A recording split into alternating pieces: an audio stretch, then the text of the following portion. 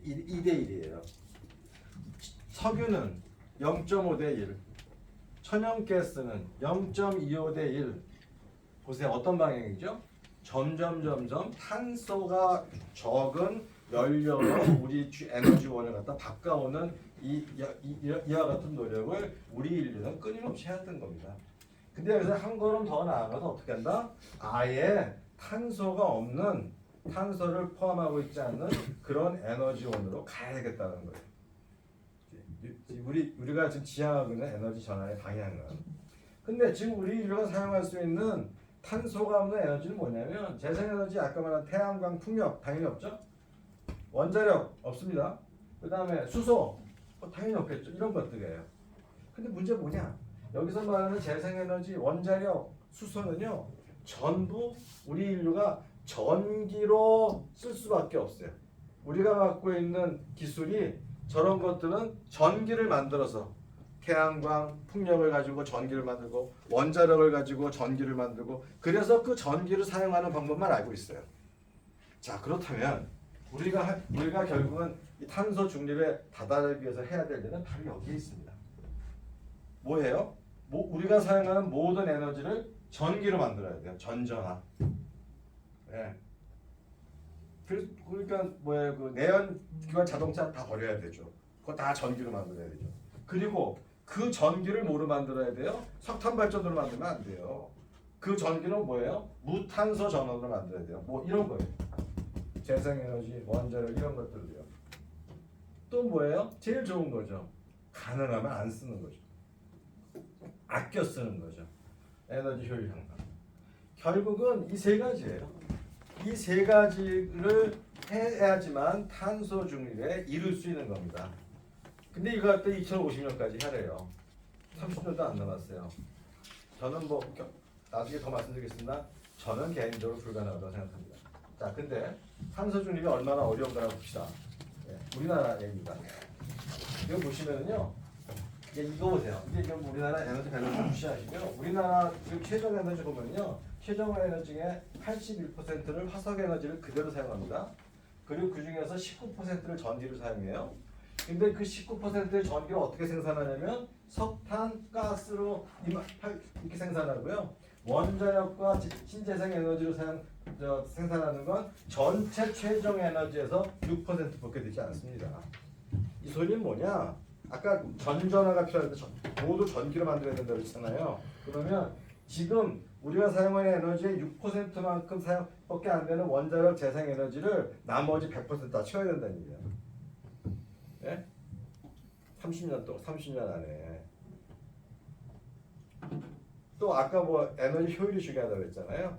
에너지 아껴 쓰면 좋잖아요. 이걸 에너지 원단위라고 보통 우리가 표현을 하는데요. 이 에너지 원단위를 보시면요, 다른 선진국들을 보니까 좀 개선이 됐어요.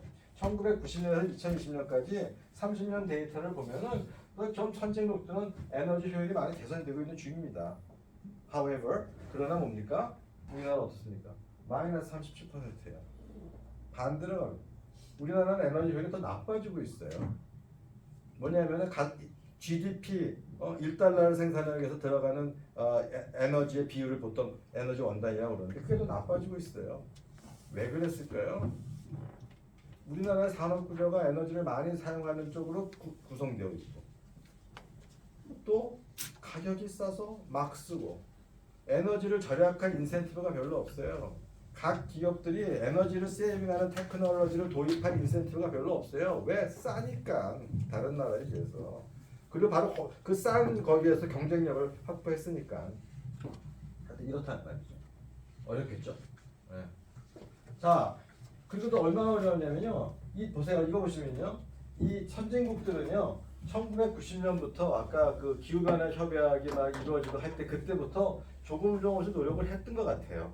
그러다 보니까 이 사람들의 온실가스는요, 점점 이 정도 추세를 가고 있어요. 여기 2050년에 빵을 만들기 위해서는 그냥 이 추세를 그냥 이렇게 끌고 나가면 어쩌면 될 수 있을 것 같기도 해요. 추세를 봤을 때. 근데 우리나라 보세요. 우리나라 어땠어요? 계속 올라갔어요. 온실가스 배출량이. 그러면 이걸 갖다가 여기 2050년에 0을 만들기 위해서 어떻게 됩니까? 이거를 완전히 이렇게 올라가는 추세를 지금부터 완전히 90도로 꺾어요. 추세를 이렇게 전환시킬 수 있을까요? 어려울 것 같아요. 그리고요. 아까 말한 선진국들은 한 5, 60년간의 준비 과정이 있었어요. 근데 우리는 그 준비 과정이 단 30년밖에 안 남았어요. 그러다 보니까 2030 감축 목표 달성하기 위해서는 각 나라가 온실가스를 매년 줄여야 될 그 율이 있는데 우리나라는 무려 매년 평균 4.17%씩 줄여나가야 돼요. 근데 다른 나라들은 한 1, 2%씩 줄여나가면 돼요. 훨씬 어렵겠죠. 그죠? 그 다음에 이걸 하기 위해서 아까 말한 대로 재생에너지나 원자력 발전소 원자력을 늘릴 수밖에 없거든요. 근데 원자력은 지난 정부 때는 탈원전을 완전히 없애버리려고 했죠.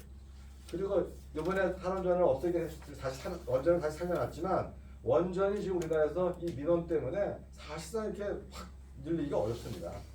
그러니까 결국은 재생에너지를 증가시킬 수밖에 없는데 그러면 우리가 목표로 하는 것만큼 재생에너지를 늘리려면 얼마나 빨리 늘려야 되느냐? 작년에 최대 우리가 1년에 한 4기가 조금 넘는 정도의 재생에너지를 갖다 보급했습니다. 그런데 이것을 갖다가 우리가 2030년까지 목표를 달성하려면은요, 2050년이 아니라 2030년까지만도 하려면 올해부터 매년 9기가씩 올려요.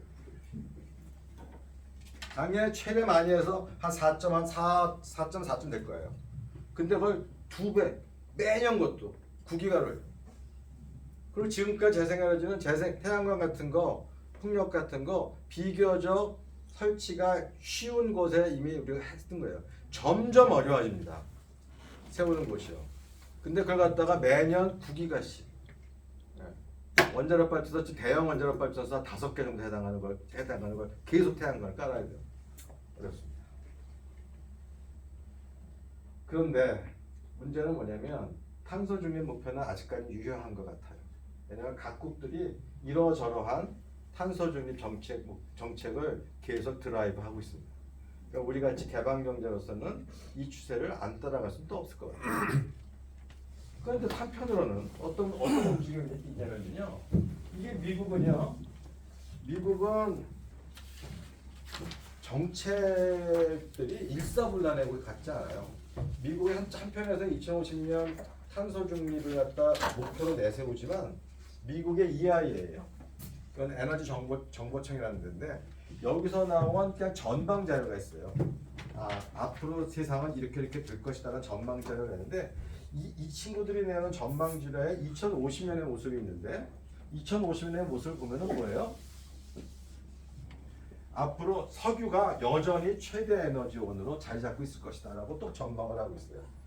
그러니까 국가적인 목표를 갖다 뭐 탄소 중립은 내세웠지만 전문가적인 차원에서 에너지에서는 그렇지만 지금 같이 봤을 때 합리적으로 봤을 때 2050년에는 여전히 석유가 여전히 중심 에너지일 거야라고 전망을 하고 있는 겁니다. 한편으로 이 소리 뭐냐? 탄소 중립 안 될 거라는 얘기거든요. 그리고 금융 쪽에서도요. 한때는 뭐 탄소 중립과 관련된 그쪽에 막 투자를 갖다 집중을 했는데 거기서 한 발 슬슬 빼는 좀 분위기예요. 그러니까 실제 리얼리티는 현실에서는 좀 탄소 중립 목표하고 좀 반대 방향으로 움직이는 그런 움직임도 있다는 얘기예요. 그러니까 어떻게 될지 잘 모르는 거죠. 그러나 또 정책적으로 목표는 살아있고 뭐 이런 지금 혼란스러운 상황입니다.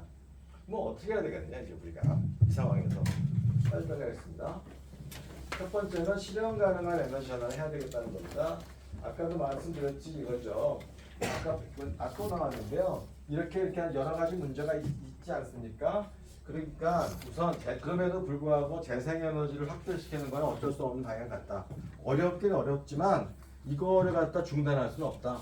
그러니까 재생에너지를 계속 꾸준히 늘려나가자. 근데 이걸 늘려나가기 위해서는 송전망이 대단히 부족합니다.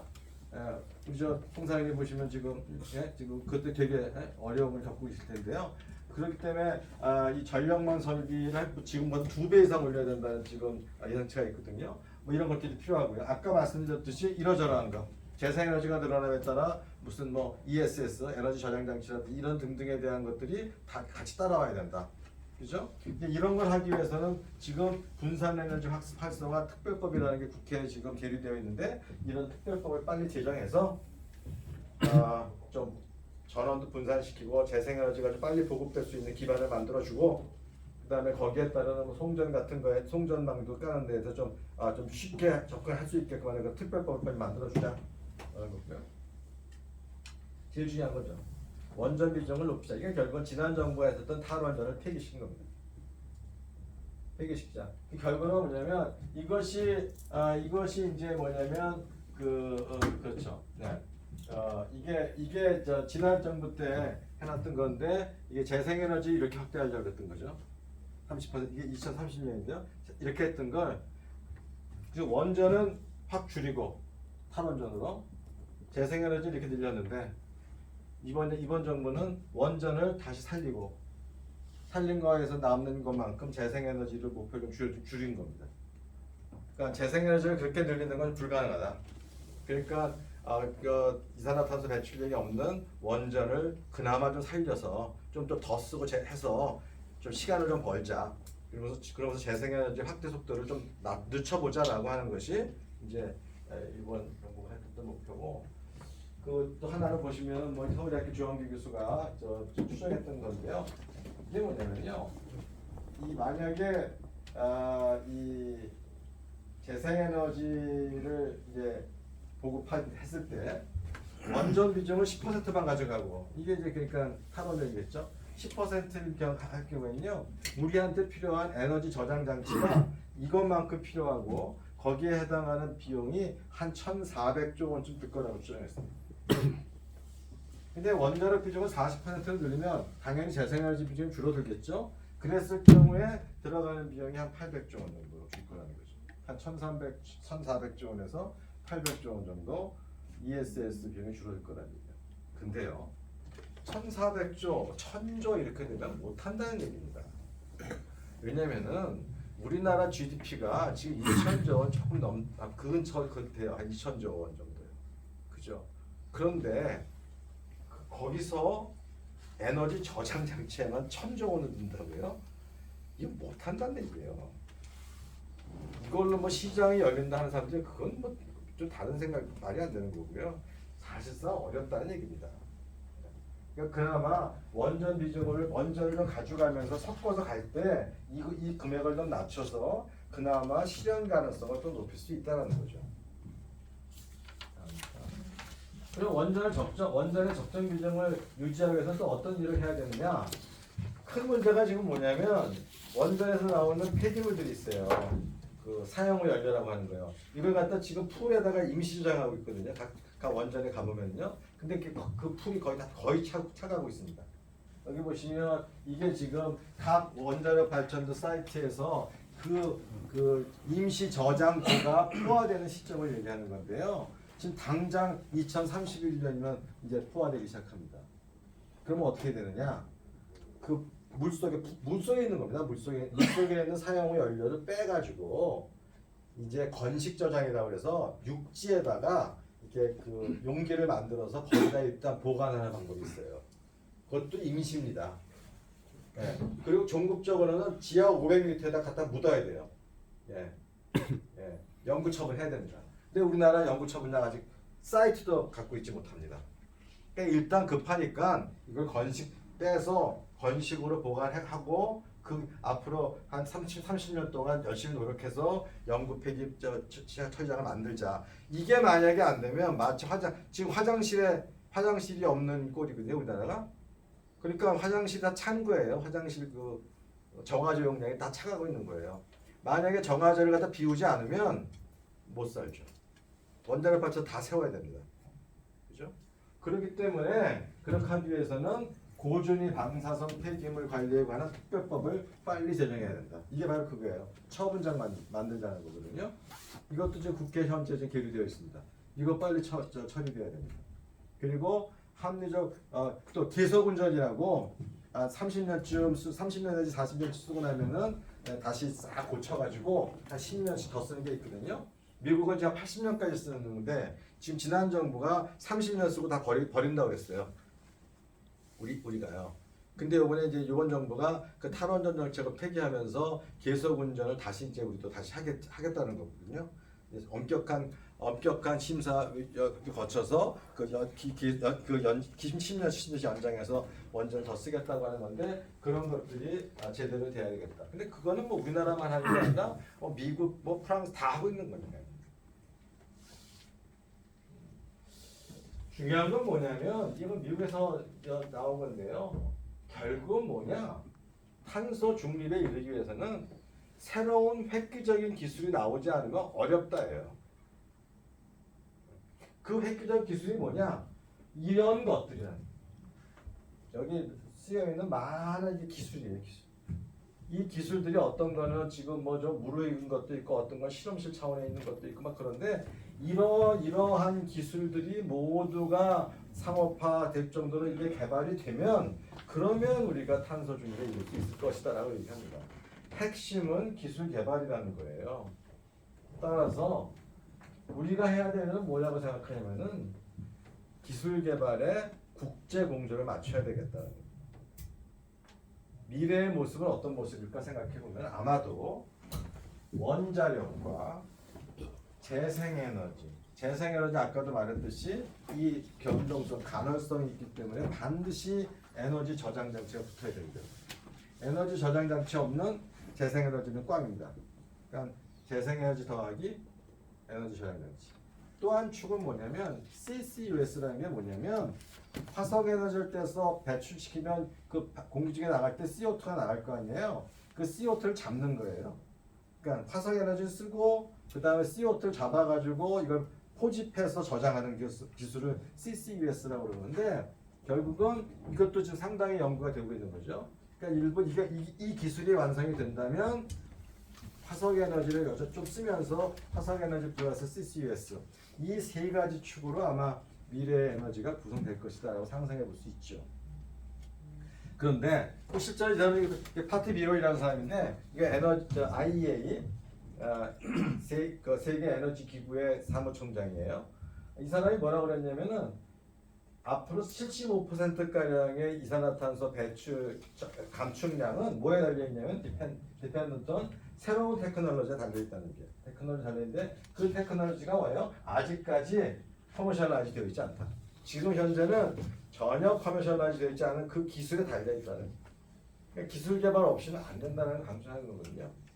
근데 이런 기술을 갖다가 앞장서서 우리가 막 개발해 나간다 독자로 대단히 위험합니다. 왜냐하면 이 탄소 중립이 앞으로 어떻게 될지 몰라요.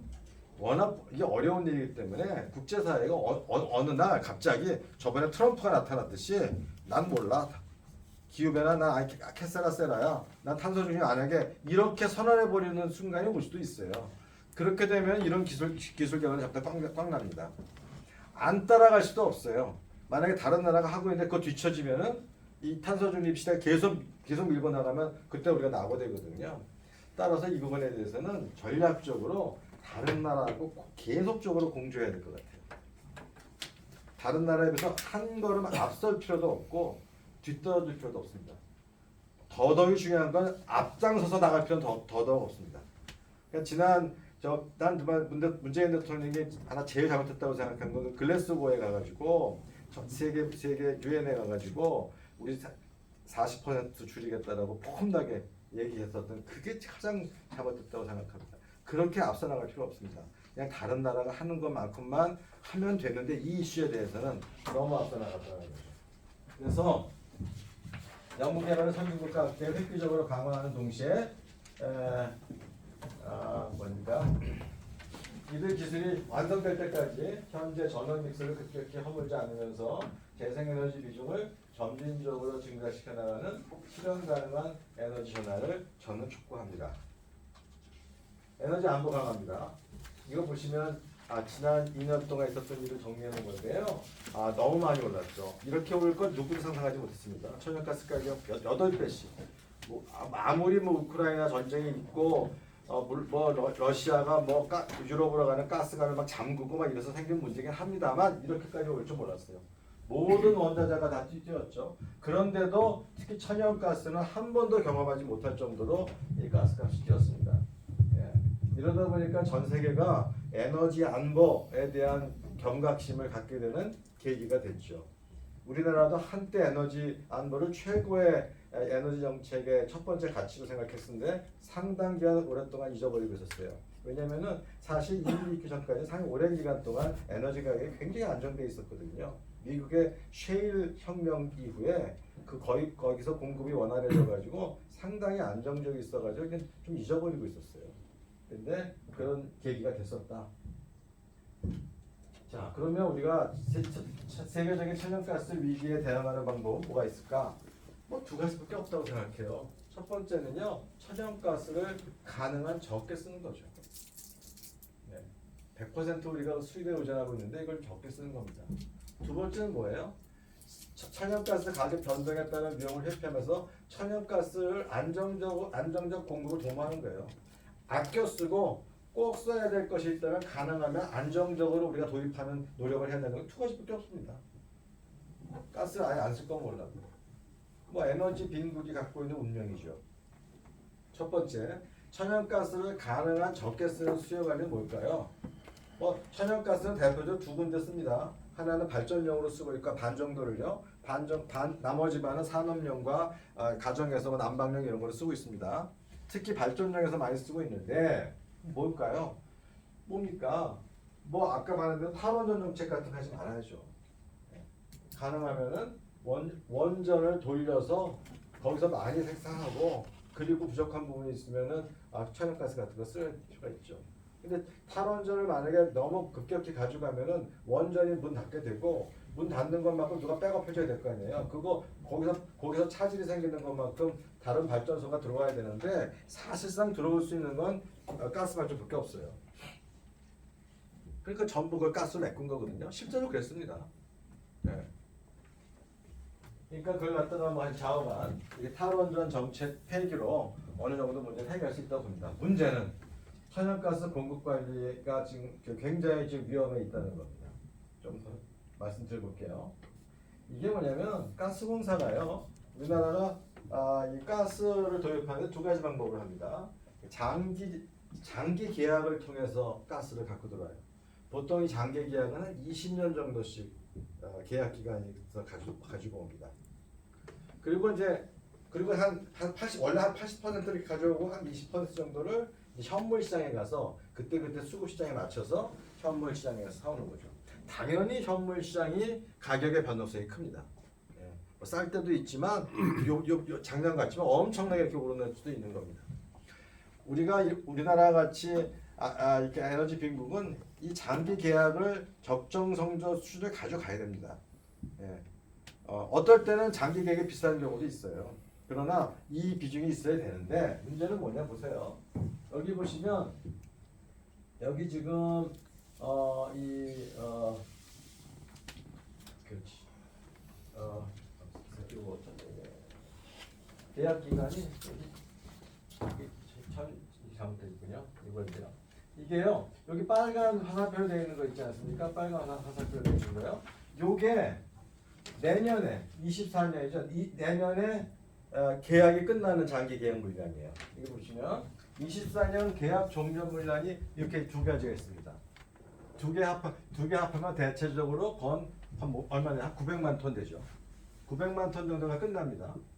근데 이제 2025년에 사회적 우리가 계약을 신규로 이제 장기 계약 물량 신규 계약하는 게 또 한 두 가지가 있어요. 근데 이거 두 개 합해봐야 한 350만 톤밖에 안 돼요.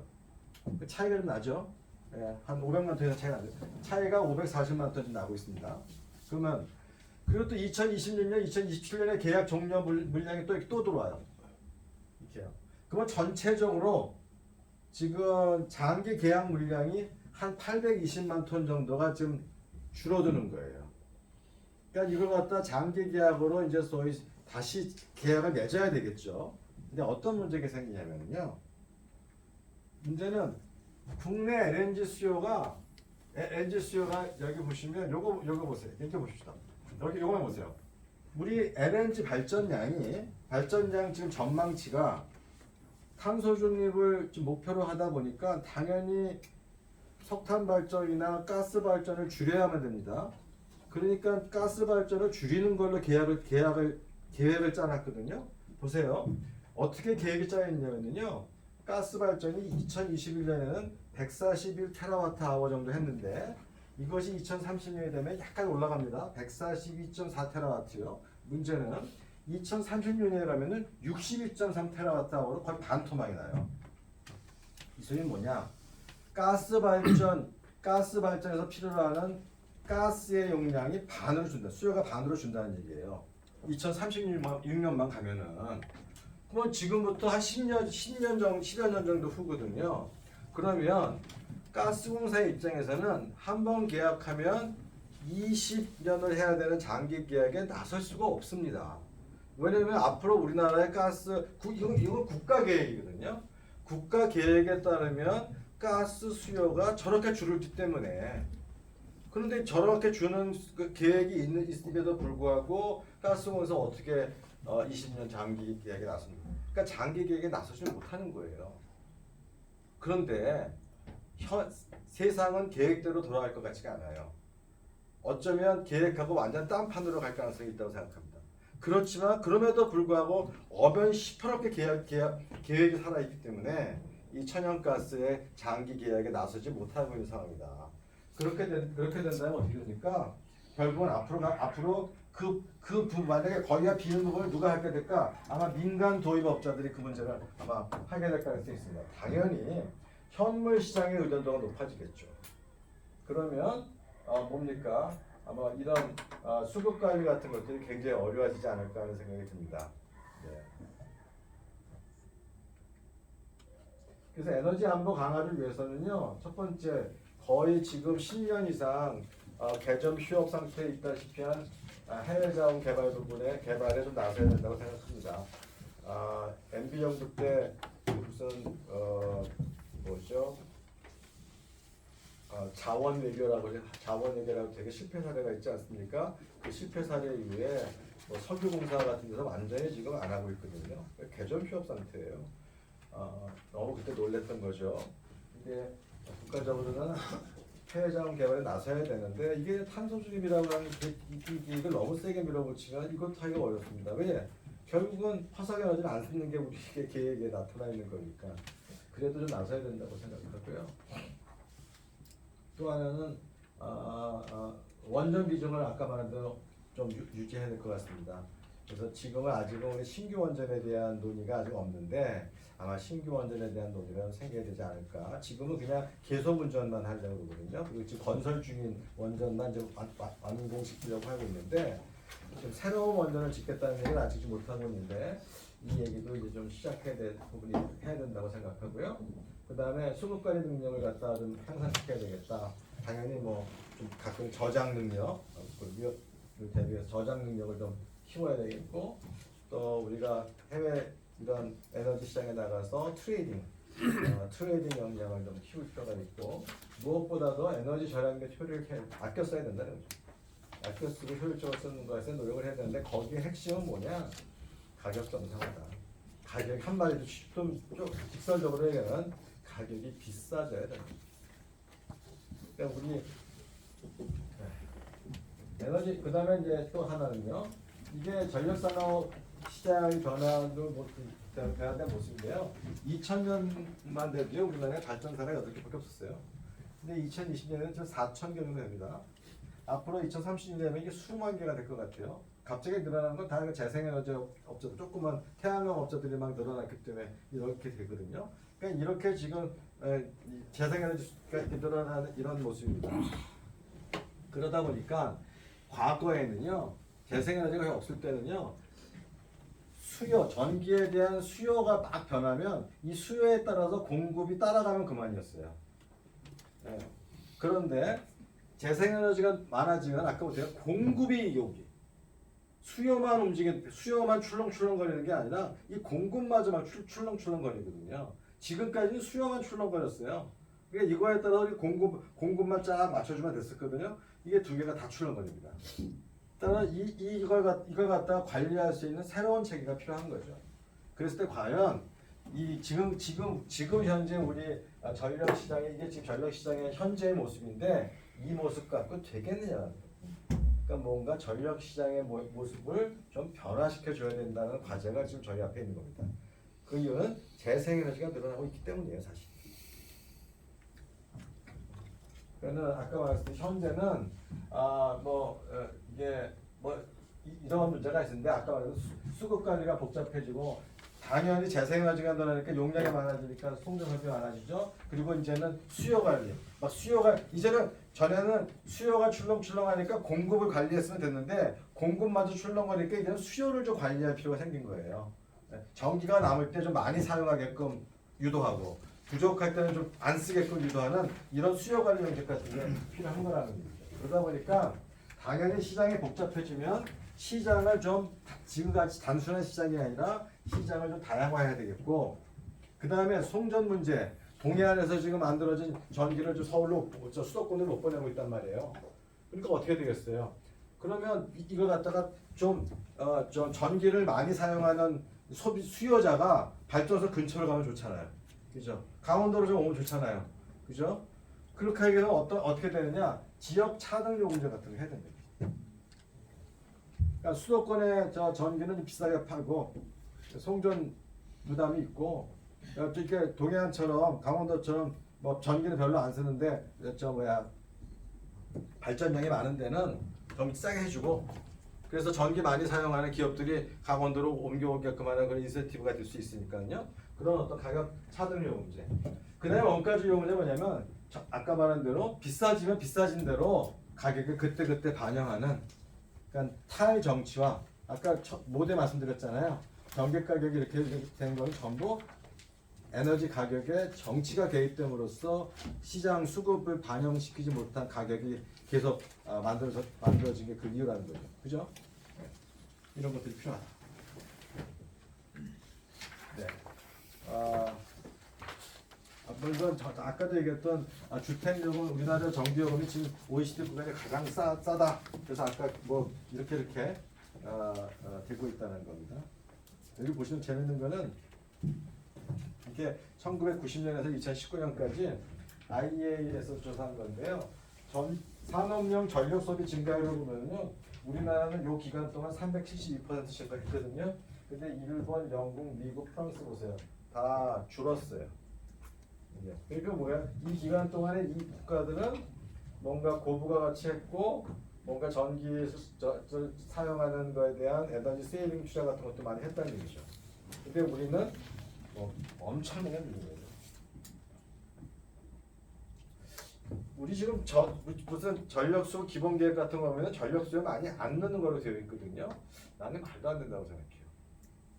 최근에 왜 이번에 발표했던 용인 지역에 무슨 반도체 클러스터 300조 원 투자. 여러분, 반도체 산업이 대표적으로 전기를 잡아먹는 하마 산업입니다. 지금 그 300조 원 반도체 클러스터 계획 나왔을 때 이 에너지 분야의 전문가들 사이에서는 이 중요한 게 빠져 있다라고 하는 걸 지적한 게 그거예요. 전기 공급 대책이 없다 지금. 수도권에 어떻게 공급할래? 거기서 필요한 전기를 새로. 지금같이 이렇게 막 송전선에서 동해안이나 서해안에서 막 끌고 오기도 어려운데 또 송전설비 어떻게 만들래? 그건 자체적으로 그 안에다 만들어야 되는데 거기다가 만약에 서울에서 가까운 데다가 무슨 석탄 발전소를 만들 수도 없고, 이게 지금 핵심이거든요. 네. 아까 얘기했던 그겁니다. 넘어가겠습니다. 네. 재밌습니다. 보시면 내가 한번 계산을 해봤습니다. 작년이에요. 작년에 유리비도 좀 올랐습니다. 유가가 오르면서 기름값, 자동차에는 기름값 많이 올랐잖아요. 제가 계산 한번 해봤어요. 2019년 자동차 한 대당 연간 휘발유 소비량을 기준으로 했습니다. 그게 뭐냐면 그걸 기준했더니 이게 1159리터래요. 이거보다 더 쓸 것 같은데 하여튼 그렇답니다. 한 대당 사용하는 게 1159리터 정도 된답니다. 근데 2022년에 휘발유값 평균 가격이 1,812원, 21년에 가격이 1,590원이에요. 이 차이만큼 계산해 봤더니 한 연간 한 대당 한 25만 7천 원 정도를 더 쓰게 됐습니다. 휘발유값 인상으로. 근데 전기요금은 보시면 이게 연초 대비하면 이게 가구당 이제 요거는 뭐냐 307kWh가 평균 소비량이거든요. 가정당 그 정도 사용하는 가정을 기준으로 했을 때 한 달에 5980원 정도 냈는데 그 전에는 45,990원이에요. 요 차이 12개월 하면은 이게 전체적으로 한 6만 원 정도 더 지급했습니다. 전기값으로. 가스도 그 비슷하게 계산해 봤더니 한 13만 원 정도 더 지불했습니다. 보시면 휘발유값 지출이 제일 커요. 늘어난 게요. 전기나 가스에 비해서도요. 그런데 재밌는 게 사회전선이 휘발유값 오른 것에 대해서는 저항이 좀 덜합니다. 불편은 많았지만 불평은 상대적으로 적었어요. 근데 전기와 가스는요 상대적으로 이거보다 적게 올랐으니까 불편은 적었지만 불평은 무지하게 많았어요. 이게요. 이 차이가 왜 그럴까요? 저는 그렇게 봅니다. 휘발유 가격은 철저히 시장에서 결정되고 있습니다. 우리나라가 지금 시장을 해놨거든요. 우리 소비자들이 이제 알아요. 오늘 출근하다가 어제에 비해서 우리 집 앞에 있는 주유소에 휘발유 가격 표시가 비싸지만 이거 올랐나 보다. 그냥 받아들여요. 저게 지금 시장에서 저렇게 한다. 국제 유가가 올라서 저렇구나. 이렇게 받아들입니다. 그런데 전기요금이 오르는 건 안 받아들여요. 왜 그럴까요? 아마도 우리 국민들이 잘 알아요. 전기요금은 정부가 정해준다고 알고 있어요. 시장에서 정하지 않나요? 너무 잘 알고 있어요. 그러니까 가격이 오르면 정부 탓을 하고 싶은 거예요. 정부는 당연히 요즘같이 입법부가 쓴 쪽에서는 정치적인 생각을 알 수가 없겠죠. 당장 내년에 선거해야 되는데 지금 이거 올리면 마치 원가가 올라가서 올라갔다고 생각하지 않고 정치를 잘못해서 전기 가격이 오른다고 생각한다는 거잖아요. 그러니까는 불만이 많아지고 거기에 대해서 정치권이 이러지도 못하고 저러지도 못하는 과정에서 약간 계속 이런 문제가 생기는 거라고 생각합니다. 따라서 제 주장입니다. 우리가 이제 전기 가격, 가스 가격 이런 것을 정치에서 좀 띄어낼 필요가 있다. 그러니까 정부의 결정 과정에서 띄어낼 필요가 있다. 그것이 전기위원회의 독립입니다. 지금 전기 가격을 결정하는 하여튼 그 형식적인 그 기관은 전기위원회예요. 근데 이거를 완전히 띄어내서 독립적인 기구, 금융통화위원회나 방송통신위원회 정도로 완전히 분리된 독립된 기관으로 만들어 놓고 여기서 전문가들에 의해서 뭔가 가격을 결정하게끔 해야지만 가격의 정상화가 일어날 수 있다는 거죠. 이 우리나라만 하느냐? 그렇지 않아요. 미국, 일본, 프랑스, 독일 다 이렇게 하고 있어요. 독립된 기구를 만들어서 하고 있습니다. 이거를 이번 정부에서 하자고 하고 있는 겁니다. 실제로 지금 이걸 독립화시키는 것에 대한 용역이 지금 연구 용역이 진행되고 있고 내가 알기로는 올해 6월달에 그 결과가 나오는 걸 알고 있는데요. 모르겠어요. 정부에서 자기가 하는 일을 갖다 띄어내기가 쉽지 않을 겁니다. 하여튼 그럴 필요가 있다는 생각하는 거죠. 그 다음에 전력